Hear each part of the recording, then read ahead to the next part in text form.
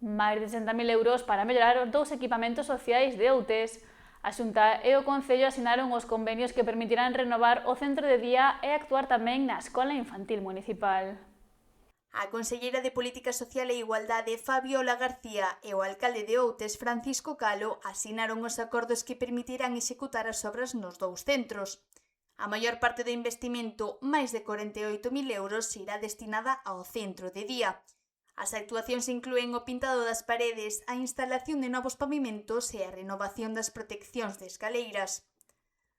Non é a primeira intervención neste equipamento. O pasado ano, a Xunta xa financiara obras de mellora no centro de día por un importe de 20.000 euros.